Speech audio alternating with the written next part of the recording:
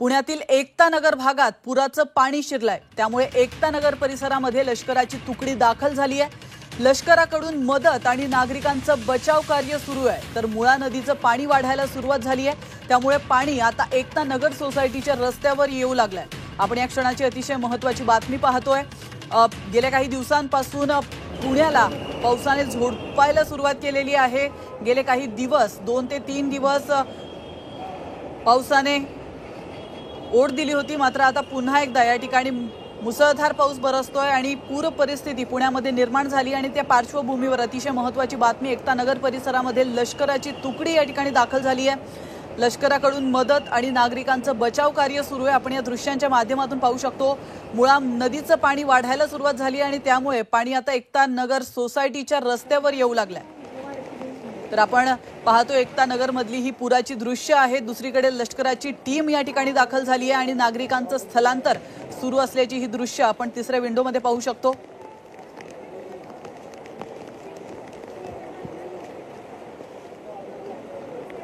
तर पुण्यातील एकता नगर मधून पूर परिस्थितीचा आढावा घेतलाय आमचे प्रतिनिधी निलेश खरमरे यांनी। पाहूया। खडकवासला धरणातून जे पाणी सोडण्यात आलेलं आहे ते पाणी किती भयानक आहे ते दाखवायचा मी या ठिकाणी प्रयत्न करतो। आपण या ठिकाणी पाहतोय ही मुळा मुठा नदी आहे आणि जे पात्र आपण पाहतोय, पहा की जी ब्ल्यू रेषा असते ते ओलांडून आता ही नदी आहे ती वाहू लागलेली आहे। खरं तर 35,000 क्युसेक या ठिकाणी या पाणी या नदीमध्ये सोडण्यात आलेलं आहे आणि हे पाणी आता इथल्या सोसायटींमध्ये जाताना आपल्याला पाहायला मिळतंय। पलीकडेच आपण पाहतोय की जे विठ्ठल मंदिर आहे ते सुद्धा पाण्यात गेलेलं आहे। एकूण जर पाहिलं तर ह्या नदीचं पात्र आहे ती धोक्याचा इशारा ओलांडून आता वाहू लागलेली आहे। जी झाडं आहेत ती सुद्धा आपण पाण्यामध्ये गेलेलं पाहायला मिळतोय। मी आता आहे एकता नगर सोसायटीमध्ये। या सोसायटीच्या परिसरातली ही जी एक बिल्डिंग आहे त्या बिल्डिंगवरनी हे दृश्य दाखवण्याचा आपण प्रयत्न करतोय। खरं तर या ठिकाणी आता आर्मीचे जे जवान आहेत त्यांच्याकडून पण मदत कार्य सुरू आहे। नदी किनारी ह्या 12 सोसायटी आहेत, वेगवेगळ्या ठिकाणी नदीच्याच किनारी आहेत आणि हे खाली आपण सोसायटीचं दृश्य पाहतोय। आर्मीचे जवान आहेत ते या ठिकाणी रेस्क्यू त्यांनी सुरू केलेले आहे। अनेक सोसायटीमधले जे ज्येष्ठ नागरिक आणि महिला आहेत त्यांना या ठिकाणी रेस्क्यू केल्याचं पाहायला मिळतंय।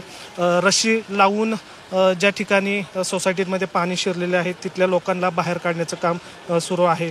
फ्लड रिलीफ कॉलम अशी या आर्मीचं नाव आहे आणि ती या ठिकाणी तुकडी काम करते।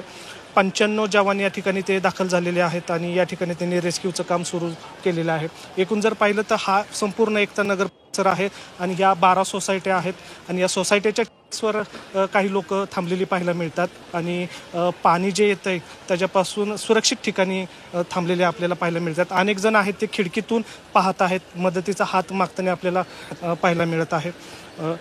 खरं तर हा जो परिसर आहे हा कायमच पाण्याखाली जात असतो, मात्र यंदा या परिसरामध्ये जास्त पाणी आल्यामुळं या ठिकाणी पूरजन्य परिस्थिती आपल्याला पाहायला मिळत आहे।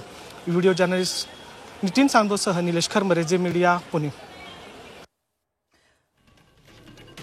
तर आपण पुण्यातली ही दृश्य पाहतोय एकता नगरमध्ये। पुण्यातील एकता नगरमध्ये मोठ्या प्रमाणात पाणी साचलेलं आहे आणि या ठिकाणी एकता नगर परिसरामध्ये लष्कराची तुकडी दाखल झाली आहे। लष्कराकडून आता मदत कार्य सुरू आहे, नागरिकांचं बचाव कार्य या ठिकाणी सुरू आहे। मुळा नदीचं पाणी वाढायला सुरुवात झाल्याचं कळतंय आणि त्यामुळे पाणी आता एकता नगर सोसायटीच्या रस्त्यावर येऊ लागलंय।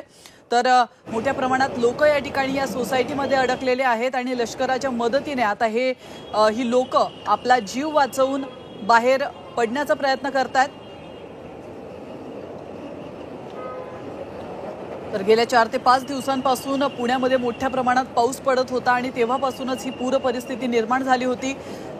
गेले 2 दिवस या ठिकाणी पूर परिस्थिती निवळायला सुरुवात झाली होती, मात्र काल रात्रीपासून पुन्हा पुण्यामध्ये जोरदार पावसाने सुरुवात केली आणि त्या पार्श्वभूमीवर आता पुण्यामध्ये पाणी साचायला सुरुवात झाली आहे। वाहन चालकांची आणि नागरिकांची चांगलीच तारांबळ या ठिकाणी उडते।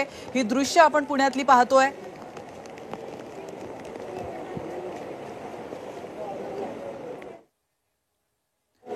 तर याविषयी अधिक माहिती देण्यासाठी आपले प्रतिनिधी निलेश खरमरे पुन्हा एकदा थेट आपल्यासोबत जोडले गेलेले आहेत।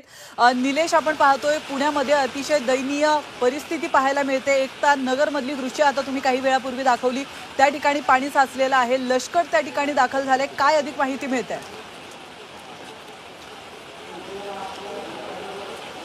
नक्कीच खरं तर आता खडकवासला धरणातून 35,000 क्युसेक इतका विसर्ग सुरू आहे, मात्र तो वाढला असावा कारण घाट माथ्यांवर पाऊस सुरू आहे, त्याच्यामुळे पाणी आता या ठिकाणी वाढायला सुरुवात झालेली आहे। या ठिकाणी लष्कराची एक तुकडी आलेली आहे, फ्लड रिलीफ कॉलम असं या तुकड्याचं नाव आहे, ते या ठिकाणी रेस्क्यू करत आहे आपल्याला पाहायला मिळतंय। खरं तर आदित्यनगर असेल किंवा साई सोसायटी असेल, या सोसायटीच्या बाहेर या ठिकाणी बोटच्या मार्फत रेस्क्यू सुरू आहे। लष्कराची ही जी तुकडी आहे ती या ठिकाणी दाखल झालेली आहे आणि जे बोटेत आहे त्या बोटच्या साहाय्याने लोकांना सुरक्षित स्थळी नेण्याचा प्रयत्न केला जातोय। पाणी आता या परिसरामध्ये वाढलेलं आहे, खरं तर मगाशी गुडघ्या एवढं पाणी होतं, आता ते जवळपास कमरे एवढं पाणी वाढायला सुरुवात झालेलं आहे। नदीपात्रामध्ये मोठ्या प्रमाणात विसर्ग सुरू आहे आणि या ठिकाणी आता तुम्ही पाहताय की लष्कराची जी तुकडी आहे ती या ठिकाणी ऍक्टिव्ह झालेली आहे। साई सिद्धेश ही जी सोसायटी दिसते, या सोसायटीतले जे ज्येष्ठ नागरिक आहेत त्यांना या ठिकाणी स्थलांतरित करण्याचं काम या ठिकाणी सुरू आहे। 2 बोटच्या मार्फत हे काम आपल्याला पाहायला मिळत आहे। दोन्ही ज्या तुकड्या आहेत, एक आर्मीची तुकडी आहे, दुसरी फायर ब्रिगेडची तुकडी आहे, या दोन्ही तुकडींच्या मार्फत या ठिकाणी रेस्क्यू सुरू असल्याचं आपल्याला पाहायला मिळतंय।